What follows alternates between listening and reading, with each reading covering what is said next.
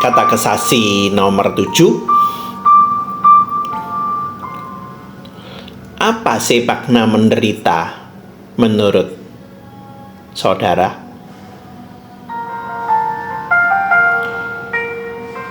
Artinya dia menanggung murka Allah atas dosa seluruh umat manusia pada tubuh dan jiwanya. Selama dia hidup di dunia ini, tetapi terutama pada masa akhir hidupnya, maksudnya supaya dengan penderitaannya sebagai kurban perdamaian satu-satunya, dia melepaskan tubuh dan jiwa kita dari hukuman yang kekal dan memperoleh bagi kita anugerah Allah, kebenaran, dan hidup yang kekal. Lalu mengapa sih dia harus menderita di bawah hakim Pontius Pilatus?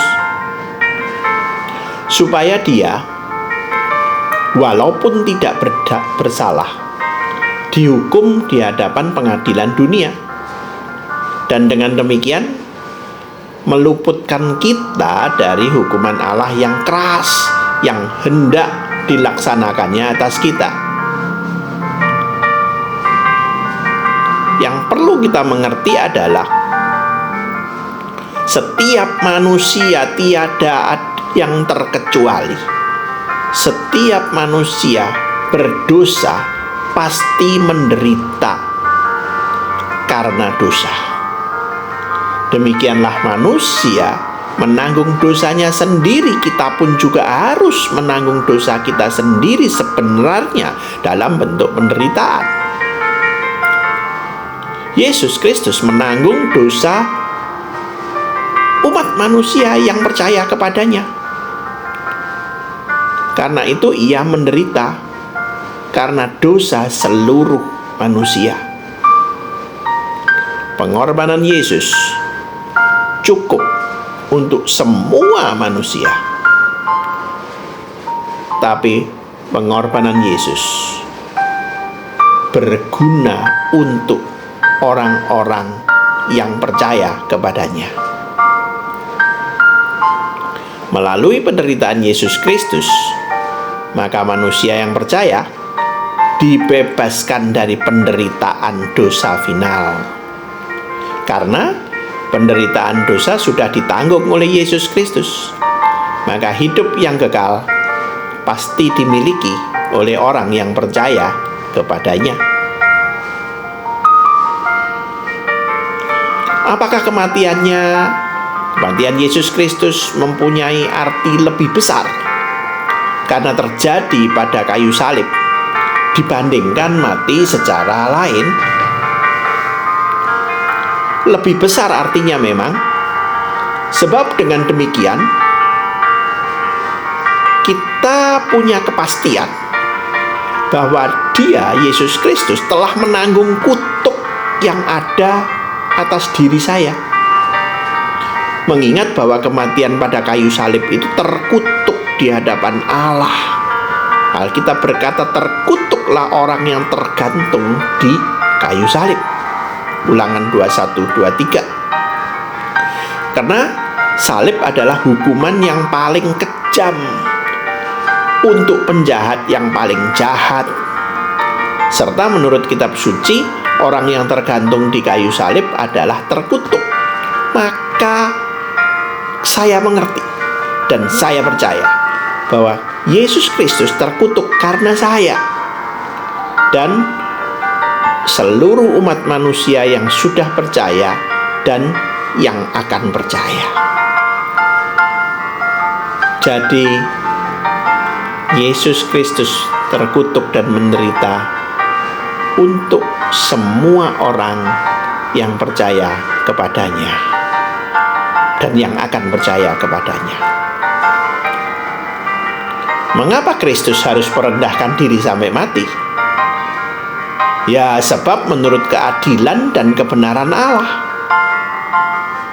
Allah tidak membiarkan dosa tanpa hukuman. Allah harus menghukum orang yang berdosa.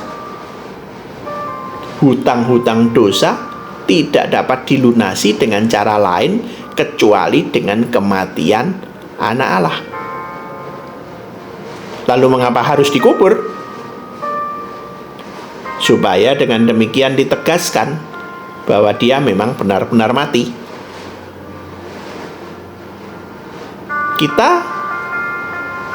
Saya dicipta secara kekal. Semua manusia diciptakan secara kekal. Kematian menguasai saya sejak dosa ada, dan dosa itu menawan saya, memperangkap saya, menahan saya.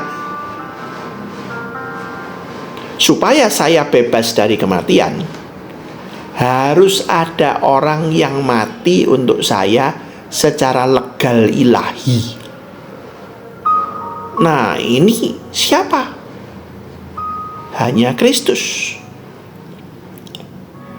Hanya Kristus. Kristus mati untuk semua orang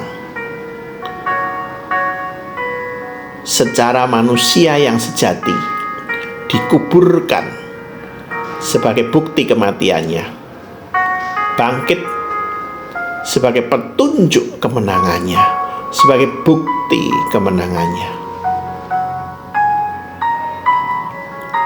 Jika Kristus telah mati untuk kita, lah mengapa kita juga harus mati? Kematian kita bukan untuk melunasi utang-utang dosa kita, melainkan kematian bagi dosa dan pintu masuk ke dalam hidup yang kekal. Yesus Kristus telah mati dan telah bangkit untuk saya. Melalui Yesus Kristus, saya tidak berdosa lagi, karena dosa saya sudah dihapusnya. Saya bisa berusaha keras, berjaga untuk tidak bersalah lagi, dengan perlindungan penyertaan Tuhan. Suatu saat, pada saat saya akan mati secara jasmani, maka saya bisa mengakhiri pergumulan saya yang cenderung untuk berbuat dosa, dan saya bisa masuk ke kehidupan yang kekal, yang nikmat, yang indah di surga. Selama di dunia bagaimana? Saya bersandar kepada Tuhan, dan Roh Kudus terus menuntun saya untuk berbuat hal yang benar di dalam Tuhan Yesus.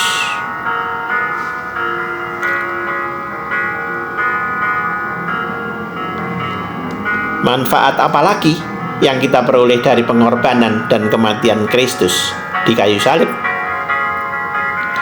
Oleh kekuatan pengorbanan dan kematian itu, manusia lama, sifat-sifat lama, karakter lama, hal yang lama ikut disalibkan, dimatikan, dikuburkan bersama dengan Dia, supaya hawa nafsu daging kita tidak berkuasa lagi dalam diri kita, tapi kita persembahkan diri kita menjadi korban syukur baginya.